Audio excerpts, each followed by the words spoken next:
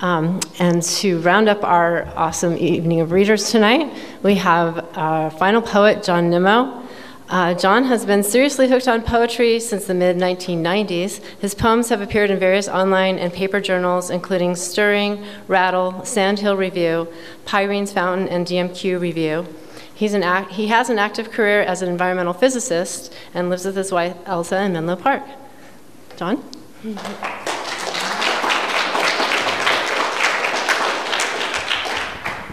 Thank you very much. I will read 3 short poems here. This first one is set in a place that usually doesn't make me think of poetry, but anyway, I won't tell you more. I think you'll figure out what it is. Title is Lead Apron.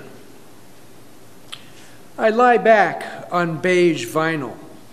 She drapes my torso with a pliant mass whose weighty pressure comforts as it aids my exhalations and curbs my breathing in.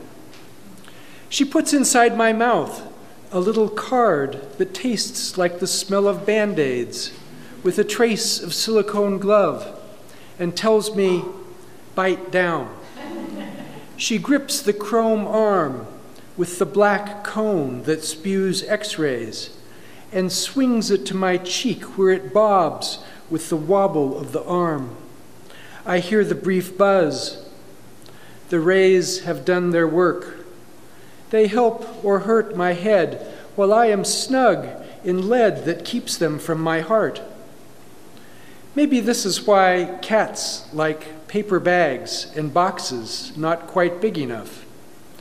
The pressing back of inner faces, the reassuring lack of space, so like a lover's hug in bed, or long ago, a mother's.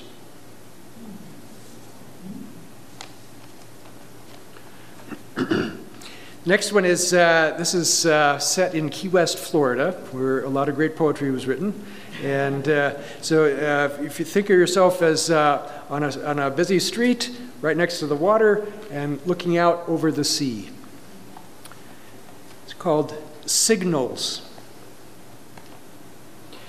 Each nautical flare, launched from without our reach of sight, gives light, which hangs before the sky's dark stare.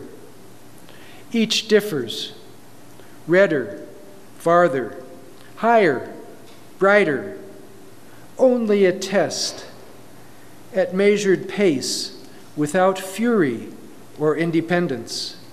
They rise and arc with grace to suggest a path of rightness for one at sea. As when pre-flight video tells us, in an emergency, track lighting will come on to guide you.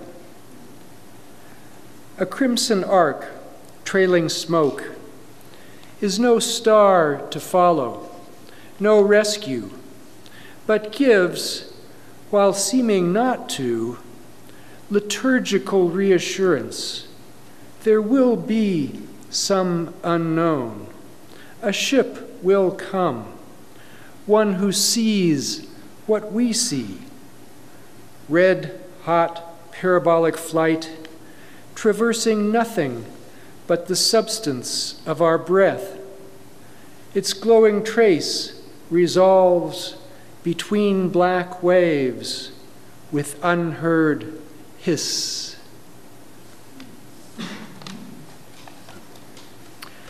And the third poem, it's called Creation Ex Nihilo. And this poem is, it's a little unusual in that, you know, there are a lot of poems that the title is actually part of the first line. So you read the title and you just keep going into it. Well, this does that, but with the epigraph. It's got an epigraph from a book by John Polkinghorne about the origin of the universe and such things. And so anyway, I'll read the title and then the epigraph and then the poem, just one after the other. Creation ex nihilo does not mean that God used some peculiar sort of stuff called nihil, from which to make the universe. I wish I had a jar of it. I'd pull out a glob of warm, oozing, colorless substance, put it on the table, watch it pulsate, spread, and draw itself up into the shape of a jelly donut, whose pastry wraps a fecund mass, invisibly imploding into quarks, galaxies, motorboats, and frogs. I wouldn't use it to whip up a diamond to rival the hope, a tropical beach for the backyard, or a flock of passenger pigeons like those that used to fill the sky and block all view of sun or moon or even clouds. I'd roll it around, just roll it around and marvel at the nascent pulp of all that could or would or should not be. I wouldn't try to make anything out of it.